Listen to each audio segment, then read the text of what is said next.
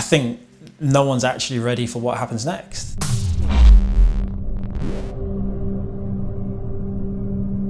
I can say this with a smile on my face now because I don't feel like it anymore, but it was this huge numbness, I think is the best way to describe how I felt, like inside my own mind after racing, because there weren't these huge targets each year to look forward to, and I think that was really difficult.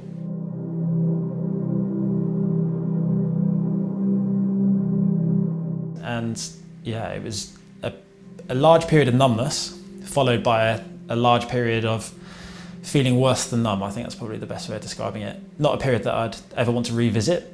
No one prepares you for it. You've spent your entire life building towards whatever it is you end up doing as an athlete. So for me, I started when I was 9, and then all of a sudden when I was 31, it was gone. All of those goals, all of those ambitions, just with 4 weeks' notice, it ended. It's a really weird one because at the time I felt like I was ready, and I went off and I took up a new job, and I thought that was exactly what I needed to do at the time. But because it wasn't quite on my terms, there were all of these lingering ambitions and sort of targets that I hadn't quite fulfilled that were cut short, and I found that quite hard to deal with for a long, long time.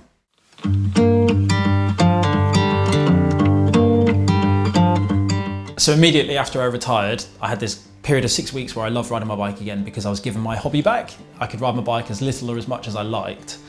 And the problem was, as a professional cyclist, whilst it appears you get to ride your bike all the time as a hobby, that's not the case at all. You have the stress attached to the performance that anyone has in their job. So it applied a huge amount of restriction to the fun that I could have doing it.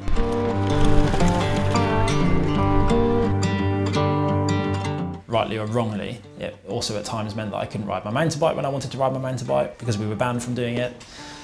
And also it meant that I couldn't just wake up one day and go out and ride whichever bike I fancied. It meant that I had to be doing certain intervals. And whilst that is good, and I enjoyed the process of it at the time, there were definitely moments where I wished that I had the freedom to go and do whatever I wanted.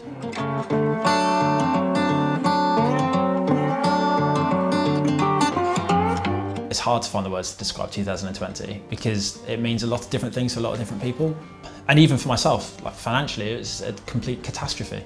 But actually on a very personal, mental level, it was possibly one of the best things that ever happened. I got to ride my bike, I got to discover my love for e-bikes, for cross-country mountain bikes, for the gravel bike, and fall in love again with my road bike.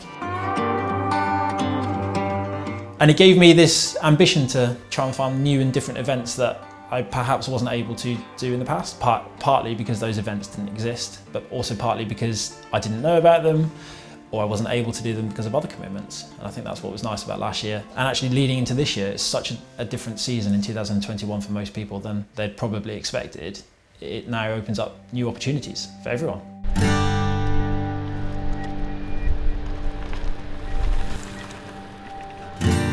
So I spent nearly 20 years riding the roads of Cornwall, and I've always been out on the road bike, absolutely loved it, but seen all these bridleways, especially further away from home where you probably wouldn't want to ride a mountain bike that far.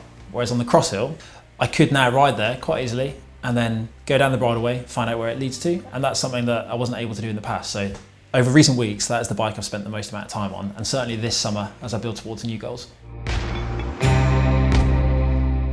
I have 2 goals now, actually. Number 1, it has to be fun. Whatever it is I'm doing, it has to be fun, and I believe that performance and everything else that comes with that will follow. And then number 2 is to just try and find and enter and complete as many different types of events as possible, because that's what cycling is all about, experiences.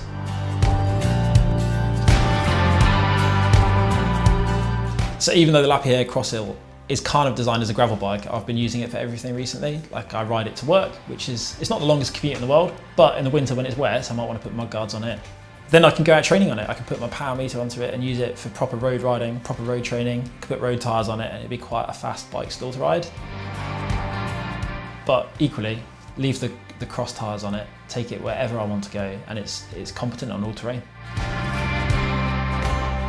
But I think most importantly, it's just the most fun that I've had on a bike in a long time, because I can ride it on the road and it's fast. Equally, I can take it anywhere that I want to go and it's going to be well up to the job. On the weekend, it chucked it down with rain, and normally I have a no rain, no ride rule, but actually I went out on it and it put a huge smile on my face just because it's fun.